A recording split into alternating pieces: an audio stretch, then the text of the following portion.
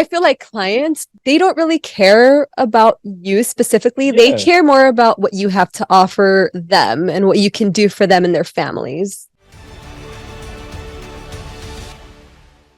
Welcome to the Agent Q&A. We'll get started. My name is John. You got Joanne here. We got Albert here.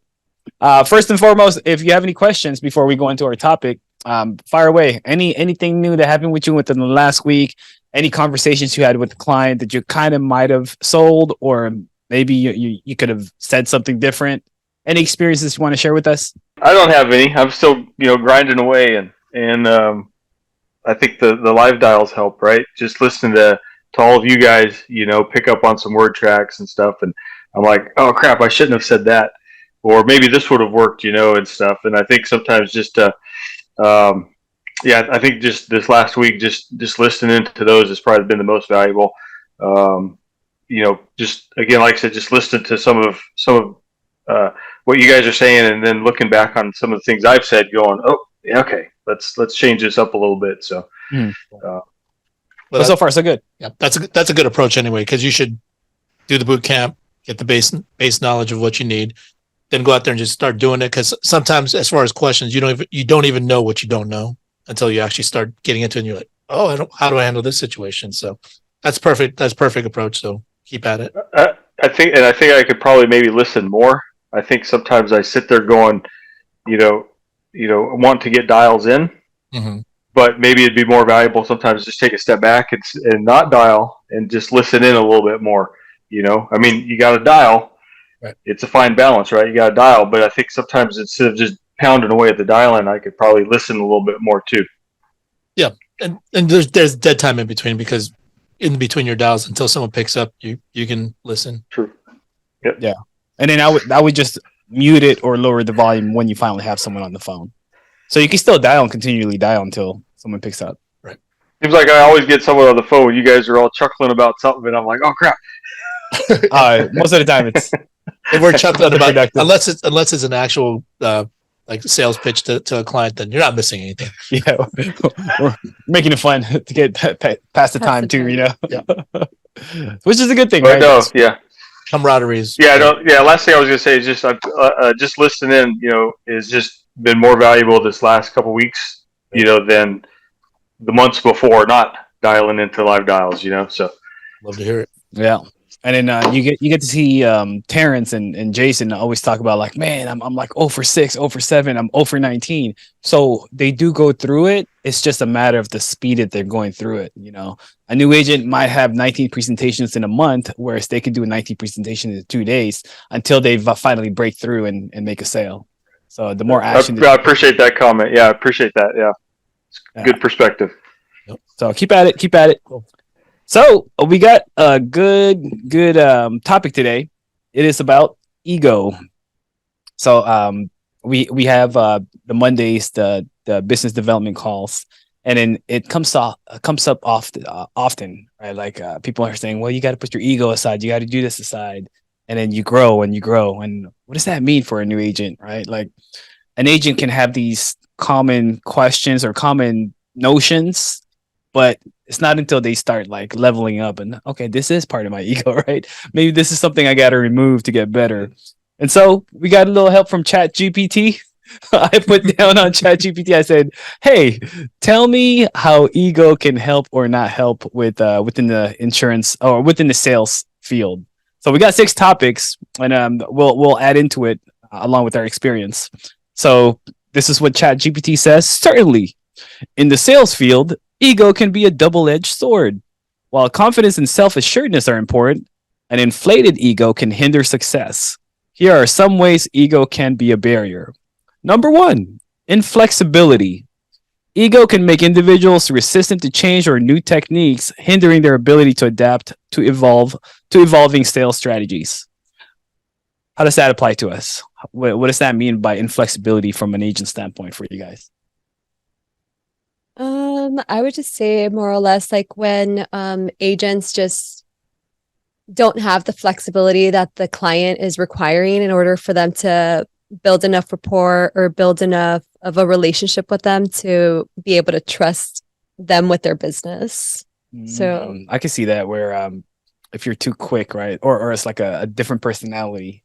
Yeah. So at times or also like maybe the client isn't available at a specific time, but you don't want to like give them a little bit more flexibility, or because you're so desperate for the close, you're going to like push them to give you more information on the spot, which is probably going to shy them away from giving you the business. So Oh, now you saw more scammer and giving him time to think yeah, about it and all that. yeah. So I think like, I don't know, it can vary. Okay. What about you, Bert? But I think ego is a real tricky thing. So I mean, for all the people who say like I have no ego, that's not true. Everyone has an ego. I mean, some people manage it better than others. Some people have better perspective than others, but everyone has an ego to some degree. And even when you think you don't have an ego, your ego still might be in play, telling yourself you don't have an ego. Right. So I think it's kind of the way that we would like to picture ourselves. And I think when it comes to flexibility, I think that's really what it is. So sometimes like our ego doesn't allow us to. It makes us inflexible because we just think we're on the right path. Because how could I be wrong? I'm not doing anything wrong. It's got to be something. So then you stick with that rather than just taking a step back and be like, am I doing something wrong here? Is it, like, don't let your ego keep you down going to the same wrong thing that gets you no results or less productive results. So you got to be open to just recognizing, hey, maybe it's me. Yeah. I had a big ego with my inflexibility with switching from in person to telesales. I still believe in person is still better than telesales. I agree. But there are people doing 30 families, 40 families, 50 to 100 families a month, and they're all strictly telesales. Right. So there's something going right with telesales, right? So where's my ego come in? My thinking of it was people don't want to trust you. It's harder to sell. You got all these like one-legged versus two-legged because now you're only talking to one person on the phone. All these things, right? And then specifically like the rapport building, like what you were mentioning. How can I build rapport? How can I get their bank account information versus, they tell you, call me back tomorrow, when if I'm in person, I tell you, go to your room, get your bank account. Yeah. Right. So all these things, but it comes back to it's my resistance to change or adapting new techniques. Right. I perfected in-home presentation. I have lack of knowledge on telesales. So was it that the telesales doesn't work, or I'm inflexible because I didn't want to learn the new telesales skills? Right. So that's where I got to put my ego aside. I got to say that I really suck at telesales. I have no clue on how to sell on telesales. I got to drop that ego to actually get better at it. Right. Which is still an ongoing process because I still think I suck. But you're getting better because now you're dropping the ego. Right. Yeah. Yeah. So number 2, poor listening. When ego takes over, salespeople may focus more on talking about themselves and their product, neglecting to actively listen to customers' needs and concerns. How often does that happen for us? I would say within insurance sales, probably very often.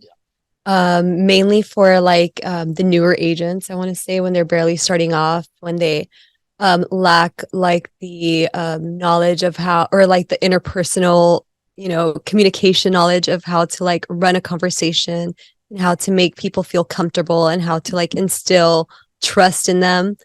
So yeah, I want to say that it happens pretty frequently. Yeah.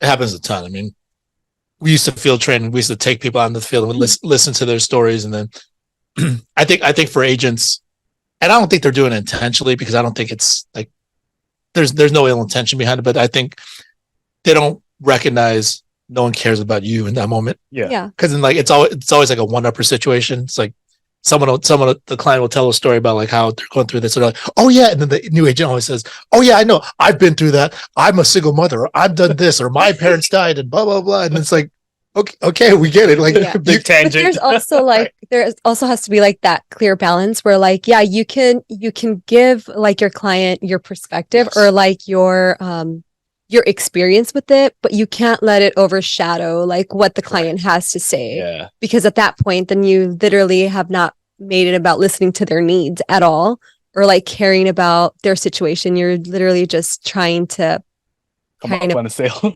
not come up on a sell, but like it's like your ego. Yeah, you're trying to one up the client. Like, oh, like my story is more than what you have to say, right? Or my Okay, experience gotcha. is bigger than your experience, and it just should Can you not get be a sale from that when you do that? No, Rarely ever. no, Rarely because ever. people that like number one, I think like You might people, talk yourself out of the sale. yeah, like If you guys enjoy, I'm saying it too many times. thanks for joining us so far. That's all I remember. We can continue to share with other people. We probably need to redo it, right? Hey guys, thanks for joining us. If you guys have found this stuff helpful up to this point, or you guys would like to see some other stuff, Please like and subscribe and create a comment so we can cover that next topic. And continue watching the show. I feel like clients don't really care about you specifically. They Yeah. care more about what you have to offer them and what you can do for them and their families. right? Yeah. Only very few strategic situations in which it benefits you, because like you're just letting the client know, hey, I recognize how you're feeling. I've been through this something similar, and and so I know, and here's how the solution could help. Yeah, you're listening at that point. Right. You're Yeah. saying those things. Yes, right? you're acknowledging acknowledging what them. they've told you, rather than some Here's my story. some agents are Go just, off on it. and I get it. I think they're just nervous, and they're brand new, and they just think like, I have this super impactful story that's gonna like blow this client away, and there's just no way they can resist after I tell them. And I think that's what's running through their head. And then sometimes they'll say it, and then just like it's just like a total dud, and I'm just like, great. Like, I thought it was impactful. I was like- It's like, oh, this is going to be the It was surefire It was sale. so impactful and made the impact on the customer not to buy from them. right. It was so Like, what is it was this so canned stuff? unnecessary. And then like, yeah, and sometimes it does turn off the client, because there's like, I just open up my personal situation. I like told you my situation, and instead of like being like, okay, let's figure it out. Like this guy tries to one up me with a story, Yeah. right? So it's like people need to like put their ego aside, especially in these situations for sales, because it's like in that situation, it's not about you. Like Right. no one cares. Like your trainer doesn't care, your manager doesn't care, your client definitely doesn't care, and it's like you shouldn't care in that moment either. Like your main objective is to figure out the problem, identify the problems for this client, and then present the solution. Yeah, for me, like the poor listening side, when you're doing a presentation, I mean, you can read as many scripts as you want, right? We have a lot of good scripts, but they're just scripts. They're just contents of like specific points to carry on to make the sale, right? But if you're too scripted, you're not listening anymore. You're now going to be in your head instead of being in the moment of the presentation. So if a client throws you off, not even throw you off, but said something else, and you weren't listening, and you keep on repeating your script, dude, it's not a conversation anymore. You're just thinking in the back of your head, if I said this script correctly because I heard someone else say it, it's gonna work. I just got to complete it, and then where's the check? Right? You're not listening anymore at that point. So having the scripts, having a little bit of content, but paying attention to the client. Now, what I'm bad at, I can listen, but I don't like to let the client finish. I try to cut people off, which is I'm good at, because I'm sometimes thinking faster than the client. I know what they're trying to say, so I'm trying to finish their sentences for them so I can move on with my subject, with my topic. Does that happen to you more when you're talking to people on the East Coast than here? In No, California, it or doesn't just matter in general. It matters. It matters more when they're speaking slower. Yeah. Or when they tell unnecessary anecdotes, and you're like, Oh, yeah, no, I already get your point. I understand. Yeah. Like, I'm just trying to acknowledge that I know what you're trying to what point you're trying to drive at. Let's move on. Or when a client goes from one story, but adds another story, but But and they lost their point. But yeah, but those are like, it's like, as a salesperson, it's like you have to interject at some point, or else Yes. then they're running the conversation. yeah. So Yes. I don't think it's like more that your ego is not letting them talk. It's more like you're identifying that they're literally just going to continue talking and talking and talking, and you have to cut them off to get your job done. Right. So there's the skill in the sales ability to be Yeah. able to cut them off correctly without pissing them off. Well, there still is ego in that situation, because it's the presupposition that you're correct, Yeah. and that you know what point they're driving at. So that's actually a healthy ego, because the thing is, like, you value your own time, and you value trying to get this successful transaction through. Yeah. So then, like, you're trying to move this thing along, rather than them, drone on for another 20 minutes about something that's not that relevant. So it could be on the client's ego where they're not listening to you, right? And they're going on with their story. And then at that point, that's a good healthy ego to just nip it in the bud. I like how Terrence always says it. All right, client, call me when you're ready. You have a blessed day. Yeah, like he's like, I have more appointments to go to. So you just got to understand it might not be the right client for you. And then the way to cut people off politely is just, oh, by the way, start off whatever you say, just by the way. I like JP's. JP uses so let me ask you a question. Even though he sometimes may not be listening. Even when a client does say, I'm not interested. Just let me ask you a question. Oh no, that's the transition from it. No, he's like, no, I say, oh, okay. Well, let me ask you this. That's what he says. Let me ask you this. So when you filled this out, what were you thinking about? I didn't really fill it out. So let me ask you this. Which, I mean, if we're talking about ego right now. That actually is it's a good way to get the client re-engaged, because if you make another statement and they already don't care, or they're trying to end this call, or they're trying to tell you they're not interested, if you just make another statement, then they're just like, okay, I got to go, bye.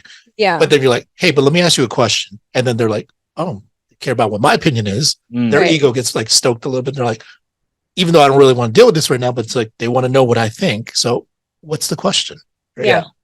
Yeah. Yesterday, somebody stopped by at our house, door-to-door salespeople, ADT, security company, right? And then so I was like, okay, well, I'll listen to her. Let me see how her script goes. And I'm a recruiter. Yeah. So she keeps on going. She's fairly young, so it looks like she's like in her teens. They got the rookies going around the neighborhood trying to see which is the client, then they bring the closer, basically, right? Yeah. So they started off with saying, we just want to put our little stamp thing on the grass to show the ADT to protect the family. She had the script about like, about the catalytic converters that's being stolen around here. The neighborhood's been sketchy. I'm like, man, they can't even buy catalytic converters anymore. They passed that law, right, to prevent the theft for it. But yeah, I don't know anything about that. Yeah, so because people keep on stealing things. Well, yeah, I've had mine stolen. Yeah, somebody got theirs stolen here, right? Clifton, right? Or something, right? A few people. Yeah. Dang. No, Clifton. I don't think not here. Well, I don't know. Somebody's did though here. It was like a Prius. So they passed. Oh, that was Donald. Okay. Yeah, so they passed something where the buyers can't buy just like catalytic converters by itself anymore. So it's less of a value now to have free cut up catalytic converters to sell. So I'm thinking in the back, man, okay, you got your script down, ADT lady, okay. So I'm gonna tell her flatly, no. I mean, we already have cameras. I showed her we have cameras here. And she's like, okay, well, let me ask you this question. So she said, so is there anybody you could think of that maybe is looking into, security? I was like, oh, okay. So at least she knew that the sale wasn't done, or there is no sale. Get a referral. Well, let's try to get a referral. So I said, not top of my head. It's like, okay, yep, you have a good day. So not a bad thing, but her presentation was pretty solid. Except, of course, like her voice, you could tell, like, instead of having an eye contact, she was like looking up, looking right, trying to recite, trying to remember what to say. And then it's more of a deflection of her accepting the rejection by like trying to use her face to deflect it. But these are the good things. Like, you have to be able to have these conversations. You have to be able to listen in. And then sometimes it is what it is. It's a presentation. It's a mark off for her. It's like, okay. Cool. I mean, even though I hate being bothered by those people, but give them a shot. I respect what they're doing, because the thing is, especially the ones that are not trying to game the system or just trying to be like, trying to be too slick. Like the ones that are earnestly just trying to get better at their craft and actually just trying to do it legitimately. Like I have a ton of respect for those people, because they have the healthy ego in that they're just recognizing the only way for me to do this and figure out how to do this is to just do it and make my mistakes, learn from it, and like ton of respect goes out to those people. Yeah, I give them a bottle of water here and there because I know it's a grind. So, but yeah, but I also passed out my card. Hey man, you're good at door knocking. If you want to get some real sales, we got leads. So moving on to number 4. Speaking of that, number 4. Actually, no, we're on number 3. Lack of empathy. A strong ego can hinder a salesperson's ability to empathize with customers, which is crucial for building rapport and understanding their pain points. Is that a good thing or a bad thing for us when it comes to sales, especially with a non-tangible product, especially with life insurance? If you don't feel for the client, how bad is that? How bad is that selling life insurance? What's your input on lack of empathy? Oh, your mom just died tomorrow. It's the $300 plan. So anyway, here's the next. Well, I think empathy is really important with not just with insurance sales, but just in general, right? Because it helps you see the perspective of the client and kind of like feel for them and what they're going through, even though sometimes you probably haven't experienced the same thing, but it definitely can just just empathize a little bit with them, even if you don't care really deep down in your heart, like just make the client feel like you're listening and you care about their situation and you're there to take care of whatever need they have that you can take care of. Yeah, that's good. It's like, I mean, with all the presentations we've done, I'm pretty sure you've seen clients like cry in front Yeah, of you, like right? yeah. And then like most of the time, some of the clients have like real bad medical issues or medical conditions, or they've had like some kind of tragic death in their family or whatever it is. But I don't know, like you can't, I mean, as an agent, you can't really let that affect you, but you can definitely just empathize with them and recognize that they're going through that or they've gone through that. Well, I mean, this is a little counterintuitive, but I mean, having a healthy ego for yourself as a salesperson, like you can't buy it too much either. Because the thing is, like, if there's something they've been through a traumatic experience or they've dealt with some tragedy, and then like the whole time you're like, yeah, that's really rough. Yeah, you probably can't afford this. Yeah, yeah, you Not probably like shouldn't that, get this. yeah. Yeah, and then you're transferring all of their Bad juju. emotions. bad experiences onto yourself, and now you're buying it. So you're being sold, and then so the thing is like your ego is not healthy enough to be able to withstand that type of News encounter. or yeah. Yeah. So I think it's important to have a healthy amount of empathy for the client, but then like you can't sell yourself on that. So you have to just be like acknowledge them so that you can connect with them. Mhm. Right. But then again, you're there to do a job. And then the thing is your conviction of this product needs to be so strong that when you see any of these situations, it's like they tell you they don't have money, which is one of the biggest objections we get, right? True. Which they don't genuinely not have money. Most situations, Yeah. The vast majority of the situations, they just don't have money to apportion towards this. They haven't budgeted X amount of dollars to take care of this because they don't see the value. Right. So it's your job to keep with that conviction. You recognize why this product is important for the families that we do meet with, and then just be like, okay, well, they don't have this, and this is the situation they'd be in if they don't get it. But if you don't have that conviction, then you're gonna be like, yeah, you're right, you can't afford it. Sorry, nice to meet you, and then you're on your way. And then you're both losers. Right. Yeah. So you got to have empathy, but also remember you're there with the purpose in the job. You're there to solve a problem. This is their problem. They're telling you the sad story because there was a problem before and wasn't fixed. And now you're the fixer. The Right. fixer is the life insurance product. So when you have clients that do say they can't afford this, well, in reality, they can't afford not to have it. Right. But you also got to understand finances. You got to ask, how much are you bringing in? Like my last client, right before we did this call, he literally said, I make $600 a month and my rent's going up to $222, and I still got food and bills. I'm like, yeah, no, I'm not having empathy for you or sympathy, but yeah, you can't afford this. Yeah. Call me when you're ready. You are not the client. Right. Because if I try to sell you a $30, $40, $50 plan, he's making $600 a month. It's not going to happen. Right. So have the empathy, but also understand, every conversation is a persuasion. You're either selling or you're getting sold. So understand which one's which. Now, number 4, moving on, fear of rejection. Ego can make rejection feel personal, leading to a fear of failure and reluctance to make cold calls or approach potential clients. Has this ever happened to us? Does it happen often? Yes. I want to say it happens a lot.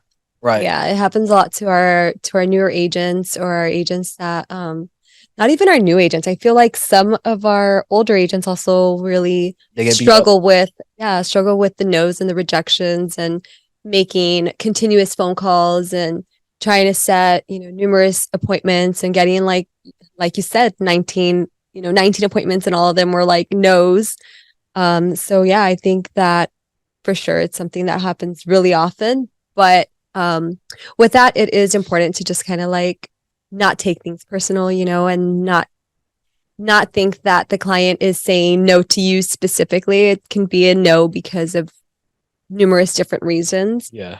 But yeah, just like learning, kind of like what Isaiah is doing, just learning from, doing the reps and getting the experience. And then I feel like once the agents have gotten enough no's, it's kind of like they build like a tougher skin, and they kind of understand the insurance sales a little bit better. So Fear of rejection, everyone experiences it. So when people say like I have no fear of rejection, they're lying. yeah. Because it's all on the spectrum though. Yeah. Right? So the thing is, like, there's days in which you're feeling yourself, you feel great about yourself, and you generally don't really don't, it doesn't really concern you if someone tells you no, because you're like, whatever, I'm gonna keep moving on. I got plenty of other things going on for me. I got more people to talk to. So like, it may not bother you that day because you're in a good mood, but some days you could be a veteran that's had tons of experience and you've had a lot of success, but then there's certain days you'll still feel that little bit of fear of rejection because you're like, I don't want to call this lady back because I think she's going to cancel, or I want to call this lady back because of whatever, or I don't want to call this client because they seem mean on their voicemail, or stupid things, right? So these are the narratives you start telling yourself in your head. So it kind of depends on the emotional state you happen to be in that day. Now, the thing that makes that the main distinction that determines whether an agent's going to be successful or unsuccessful is, regardless of whatever that feeling is, you just keep moving forward and just do it. Yeah. And I think if you can just recognize, look, it's a job. Because if you're at McDonald's and then like your boss tells you like, hey, put a new batch of fries, throw in the fryer, and you're like, I don't feel like it. Because today's not the day where I feel like throwing the fries in the fryer. Like, you don't have a choice. So you got to do it or you get fired. Right. So this is the attitude that we got to take for ourselves. And like, when we don't feel like doing something, it's like, this is my job. If I don't do it, I get fired, which basically you don't get paid. Yeah. So I think the fear of rejection, I wish everyone has, but if you're not busy enough, if you're not working and dialing fast enough, of course you're going to be in your head. Right. And the fear of rejection comes in. And then now you have the personal issues of fearing like it's a personal attack on you because somebody yelled at you on the phone when you haven't even said anything. You just ask for their name and say, is this you? And then they say, stop effing calling me. You guys keep calling. Now you take personal. Now you don't want to call again. These things, it's mulling in your head when you could just call and dial the next one. And if you call the next one and then the next one, you're not thinking about that anymore. Like, you have no time to think if you're if you're actually dialing and getting busy with your leads. And you have appointments back to back. And you have no time to like be dwelling on the person that just hung up on you and like cursed you out. Right. Now, if you only had 1 or 2 appointments in the day or the week and you got rejected and you got yelled at, what's happening now? Now you have a bigger rejection feeling of that. It's like, oh, this is not working. I'm not making any sales. I'm not making any money because you're not busy enough. Right. No, that's a good point. I mean, if you want to keep your ego at bay, you need to keep yourself busy. Right. Keep yourself with activity, have enough leads, have enough appointments, have enough people to talk to. You're just trying to find that quality conversation to have with somebody. And that's the thing. And given that everyone does have to some degree a fear of rejection, because it's a spectrum. Right. It's just there's no like no fear of rejection, and there's no like all fear of rejection. It's just somewhere you fall somewhere on that spectrum at all times. Just depends on any given day. But if you if you want a healthy ego, you just got to just recognize it for what it is. Like, don't make it personal, and just be like, it's part of the job. I just got to do it. And just that way, your ego will kind of like find its calibration through the process of like, you'll get some good results, you'll get some bad results, and you'll recognize, oh, this is how much I should expect from both sides if I do my job and continue to improve. Yeah. And for me, to take your ego away from it, try to just set up, because like the fear of rejections leading to fear of failure and reluctance to make cold calls or approach potential clients, right? So if you're getting those reluctance because of your fear of rejection and your ego, well, throw some numbers out. Remove the emotions out of it. Okay. So if you're fearing to making calls, okay, well, let's try making 20 calls or 30 calls in an hour. Right. And if you're fearful of that, well, let's get it done quickly. Let me make my 30 calls faster because I'm scared to make calls.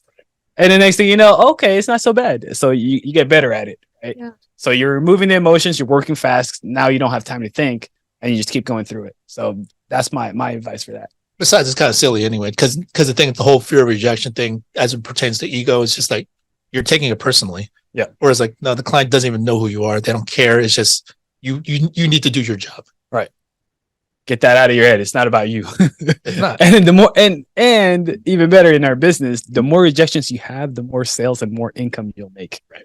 So actually flip it. Don't have the fear of it. Embrace it. Have as many rejections as you can because you're going to make the most money.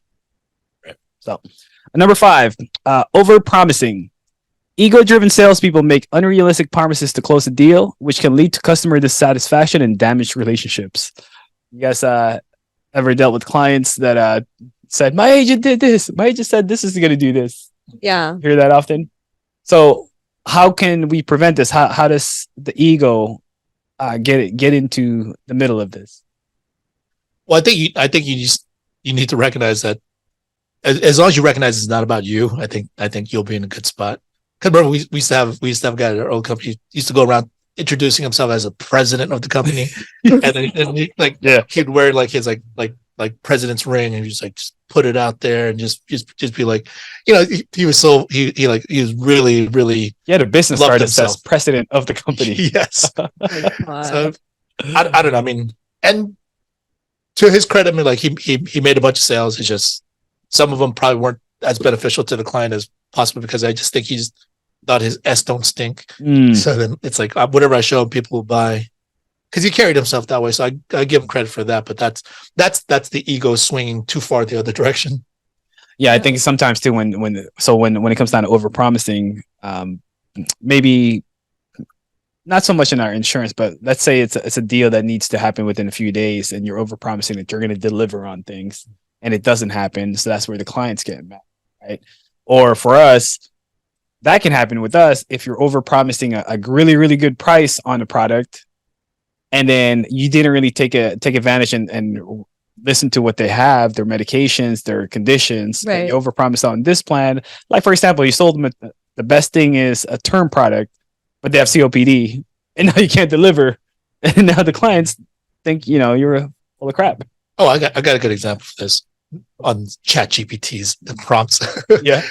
When it comes to over deliver or over promising and not being able to deliver, when it comes to ego, it's actually when an agent, instead of subjecting themselves and being like, you know what, I don't know the answer to that. Let me find out from somebody else. But instead they're just like, oh yeah, no, I've been doing this for like 10 years, and it's like they're brand new, Yeah. and then they're like, oh, I've been doing this for a long time. All my clients do this, and then they give them faulty information about their policy, so that it ends up not being what it is. Yeah, I mean, not only does it hurt the client because they're depending on what you as the agent are telling them, so they can rely on that for their future, for their family, but more importantly, it's going to hurt you in the long run because when they figure out this maybe isn't what you promised them, they cancel on you. Your reputation with them anyways, it's not great. And if you're willing to do that kind of stuff and you're willing to, instead of just like being like, hey, let me just take a second, let me just ask somebody who knows and let me double check on that for you, like clients actually like that. Yeah. But sometimes people's egos get in the way because they don't want to seem like they're a noob. They don't want to seem like they don't know what they're doing because they think that the client has this huge respect for them. I'm like, no, they don't.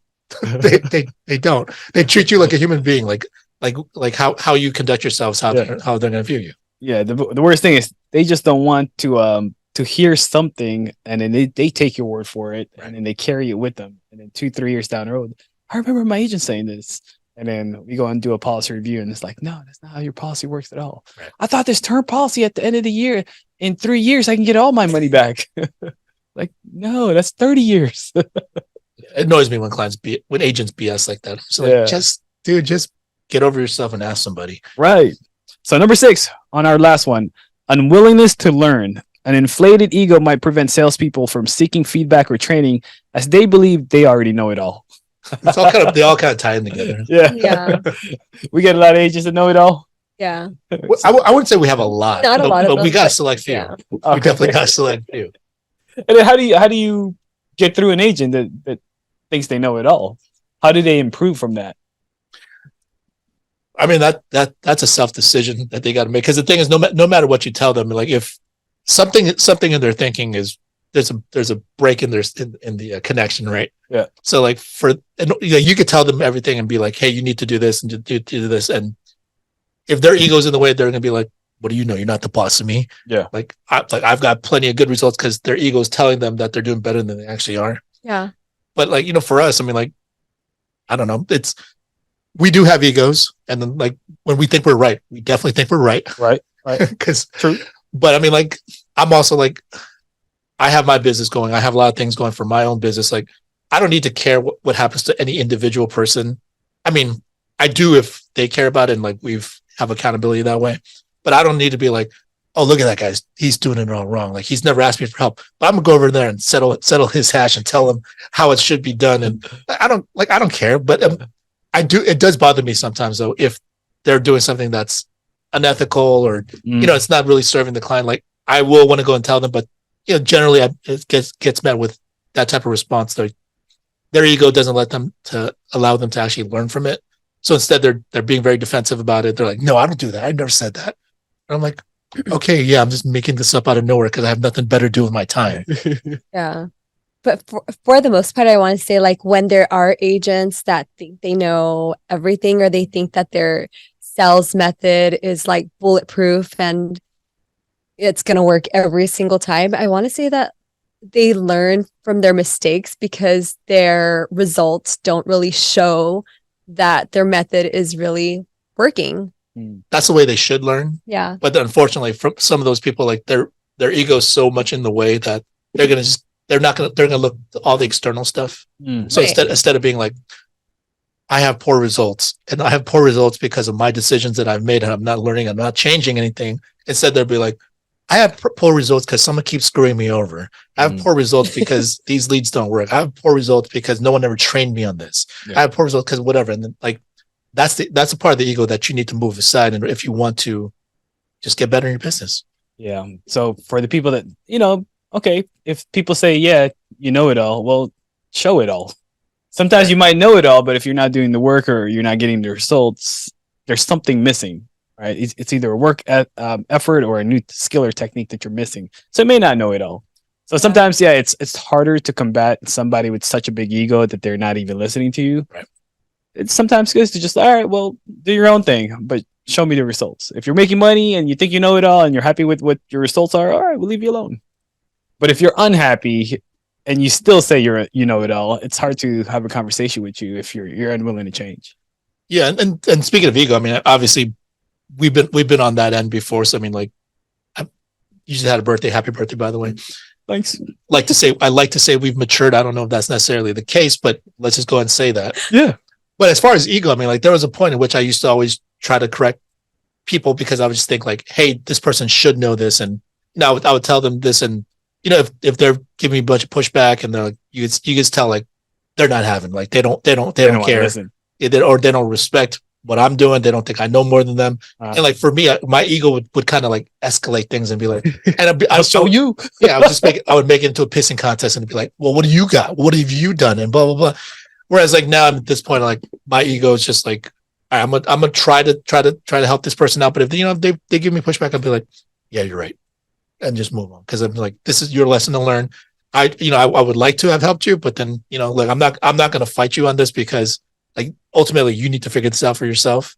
And if you're going to continue to tell yourself these stories and this narrative makes you feel better to protect your ego rather than actually improving your business and getting better results, like that's on you, my guy. Yeah, that's the sign of maturity, when you actually know which battles are worth fighting now, right?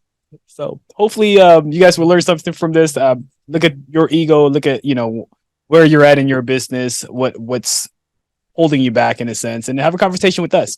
Feel free to like it, subscribe, follow us on FFL Elite Clips, and then write down any comments that you guys might have for us. Not even feel free. Actually, please just do it. Yeah. Like, share, subscribe. Hey guys, thanks for watching. If you guys want to subscribe, click here. If you want to watch the next video, click here.